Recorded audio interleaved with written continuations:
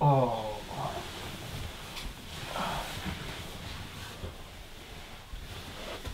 Barry. Barry, wake up. Where are we? I don't know. This isn't my flat. Is this where you live? What happened last night? I don't know. Around the 6th pint of bleach, I kind of blacked out. Same, but except I had cannabis absinthe, of course. Of course. It was a great party. It was my grand's funeral. Oh, it must have been a great funeral. But seems we're not meant to be here. Do you think we should go before we get caught? Well, we won't get caught. We've been here all night. Do you think that we've killed the homeowners and this is my new house? I like the way you're thinking, but, well, we better go find the bodies if we've killed them.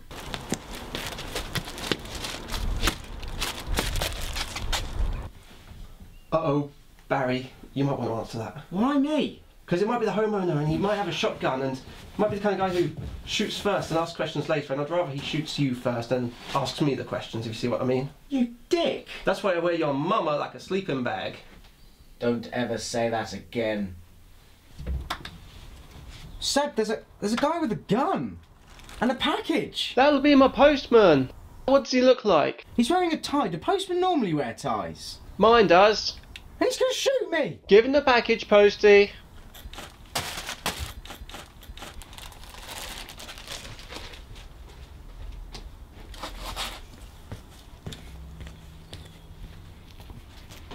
Well, okay, but how did he find you? Well, the postal service I use is a lot like Hogwarts. They just find you.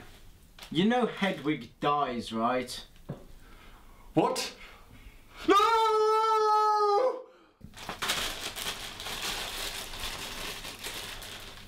It's from the Internet Review Board. I've been assigned a project. What is it? It's a dark, twisted television show about drug abuse. A piece of anti-drugs propaganda so harrowing and disgusting that nobody would want to see it. In fact, it's a good job I'm not at home right now because the police might actually try and do me for drug trafficking just talking about it. Oh, isn't it that Donkey Kong Country cartoon? Yes, how did you know? It's an aspirational TV show in my family. We all dream of one day being as high as Donkey Kong. Oh, well, I can tell you're going to have an interesting take on this. Do you want to review it? Obviously. Oh, poo, I didn't bring my camera though. What about that CCTV camera that's been spying on us? Oh, perfect. I'll just bring it down and... there we go. Good afternoon and welcome to Finding the Plot. My name is Sebastian Whittington Smythe.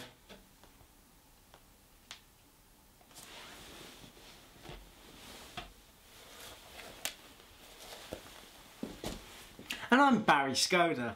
Today we'll be looking at a children's cartoon that, well, you've already seen this bit. So without further ado, let's find the plot of the Donkey Kong Country cartoon.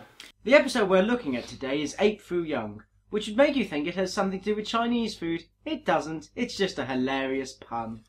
But this already shows us that if you're high on drugs, you'll think it's funny. It's not, it's just offensive. Here's Cranky playing a song that nobody except the very worst junkie would attempt. You say you gotta be young to rock, but Cranky's gonna show you how to walk the walk. The animation, especially the tendency for body parts to clip through each other, is all cunningly designed to give you the hallucinogenic nightmare of a bad trip. Well, I quite like this dancing. It's what you get up to in a dodgy nightclub before purchasing drugs. Or wasabi if you're one of these vegan stoners. I'll show you moves that you've never seen, I take you to places you've never been.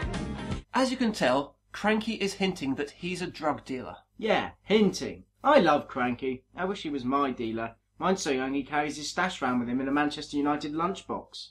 Cranky's back gives out, while King K. Rool and his Kremlings look on. They string him up. String him up!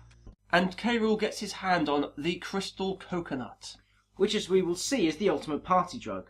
Unfortunately, they're interrupted by Donkey Kong and Diddy. Look at Diddy's wide-eyed expression. He's been rubbing cocaine into every orifice, while Donkey walks like someone on a serious downer. The dialogue is inane, and the lack of awareness is another telltale sign that there is something terribly wrong with them. Where do you keep it? Closet? Of course! Cupboard? I'll check the cupboard. Kitchen! I'll scan the kitchen. Oh, come on, everyone does drugs. Even Obama admitted to taking cocaine. If we've got a stoner as a US president, and then the rest of the country should follow suit. As you can see, Cranky can handle his drugs, but he needs another hit. So he calls on the crystal coconut, which looks like a disco ball and totally represents cocaine or something. He has a hallucination and... It calls this bar up from the sky. This is awesome. Why can't I have trips like this? What we're seeing here is somebody so off their heads that they're making a dangerous new drug out of... Macaroni cheese, jelly beans, cat's cradle, chocolate syrup, dehydrated cookie batter, and powdered yo-yos. Sounds delicious if you ask me. What on earth are powdered yo-yos and cat's cradle? They sound like drugs to me. Wait, that looks like Kool-Aid. Which means Kool-Aid is drugs. Anyway, as Cranky spazzes out and turns into a younger version of himself, this is showing the initial hit you get when taking certain drugs, losing control of your muscles and gaining the mentality of a somewhat simpler version of yourself. It's bloody hilarious. How can it be fun, though? Well, just look. The younger version of him clearly is much more able-bodied and of a better mental state. Drugs help you become like this.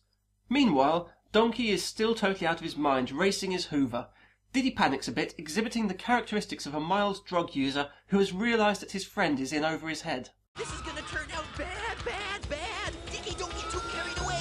Out of control. Where's a Hoover? I want to have a go at this. Kong then runs through the wall and notices the lack of any animation as the wall breaks. This again plays into the cartoon's attempt to present us with a bad trip, something so terrible that we will stay away from drugs. I know that when I saw this as a kid, I personally swore to never touch a single drug for as long as I live. Well, except alcohol. Alcohol isn't a drug. Yes, it is. Well, okay then, what about meth? Well, just that one time. That 1 week. You know, I think that King K. Rool is the head of a drug gang, and is a bit of a rapper. Look at all that bling.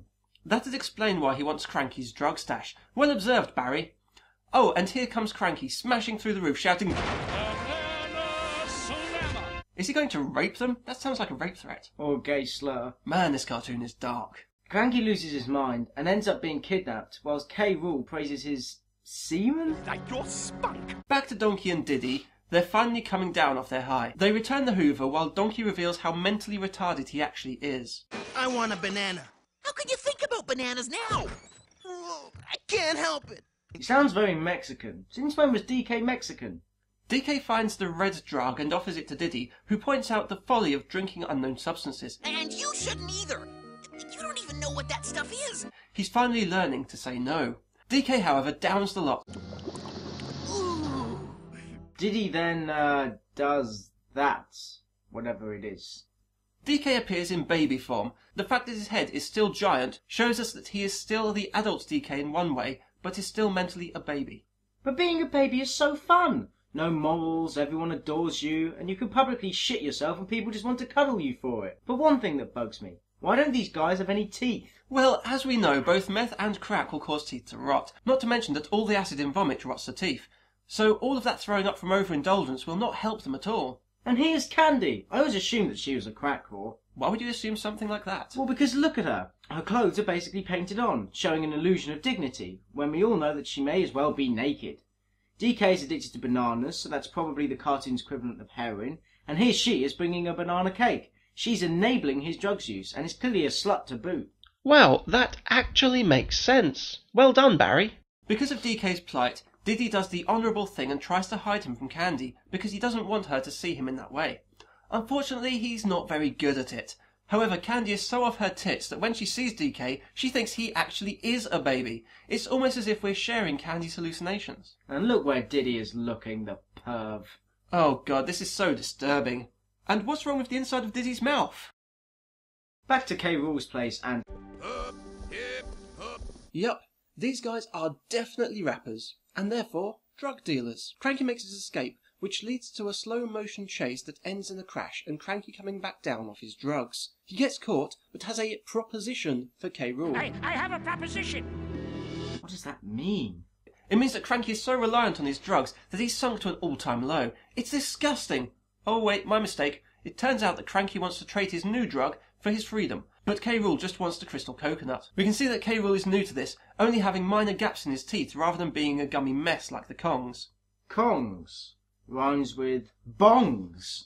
That it does. Cat also rhymes with sat. And human ultramicroscopic silicovolcanoconiosis rhymes with, scoliosis. Kinda.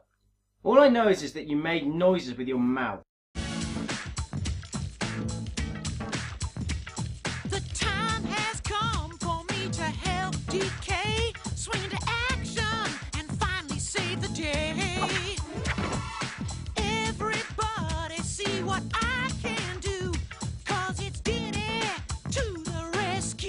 Wow, they've turned the new scene transition music from The Fresh Prince into a terrible song. Actually, Diddy seems really glad that DK is in trouble. This is like Diddy's version of that Tails theme tune. Many friends help me out. In return, I help them. Certain things I can do. And there are things that only I can do. No one's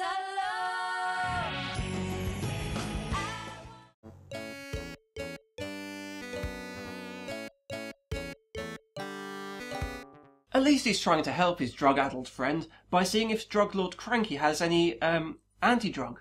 Like that scene from Pulp Fiction where John Travolta takes Uma Thurman to those hippies. His song is cut short as he finds K. Rool at Cranky's demanding the coconut and decides actually, fuck DK, being a hero is for pussies. Candy has irresponsibly taken DK to work with explosive barrels. While she coos over him, the clearly homosexual Bluster turns up and gives her grief. Look at his eyes. He knows there's a problem with Candy's drugs, but he doesn't do anything about it. How many of us are like him? In denial, impotent in the face of responsibility. You said impotent. And there we see why taking someone on a disastrous high is a bad idea. What? It looks really fun. He's in a barrel, and now he wants to fondle her boobs. And why does he have a random black splotch on his arse? Because drug abuse is the black mark on the lower depths of humanity. Whoa! Now look at that. Now Candy's having hallucinations. These drugs must be the sort that gave Pink Floyd their genius.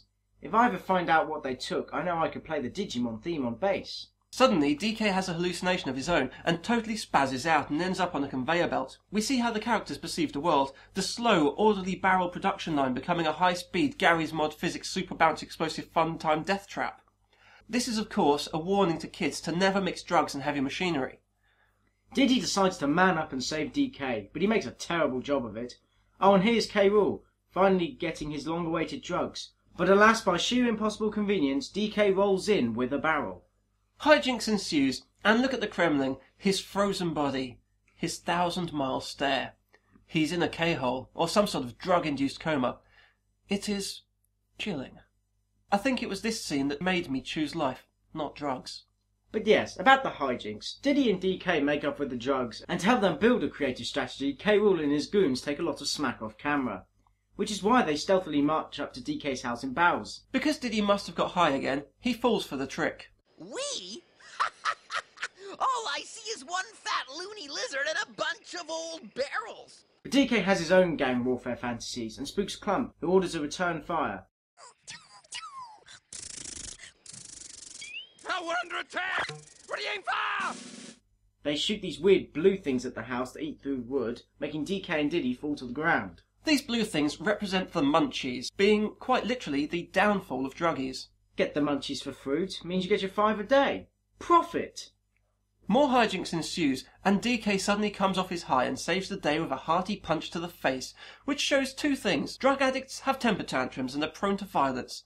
And 2, they can only accomplish stuff while sober. K. Rool commiserates in his throne room with Cranky's drug. When he takes it, he doesn't become a baby, but has a hallucination that he has been shrunk and trapped in his own crown. How horrifying! And we know it's the hallucination because he's still wearing his crown. The poor guy. How long has he been trapped? He may be tripping balls, but damn, they good balls! Well, that's the Donkey Kong cartoon. It shows us the dark side of drug abuse, the mental anguish, the bad trips and inherent dangers. And after watching it, who would want to choose a life of drug-addled debauchery? Well, or it's quite easy to see that they have really good fun taking these drugs. Cranky Kong goes back to his more able-bodied youth, and DK experiences the innocent joy of being a baby. Drugs are fun, damn it. And that is possibly the plot of the Donkey Kong cartoon. Or perhaps we've been talking bollocks this whole time. Now, Barry, seeing as you've been good, I'll let you finish off your stash of cocaine from last night. Now, I don't approve of it, but I'm a man of my word. I'm not being a part of this. I'm on a drug called Charlie Sheen!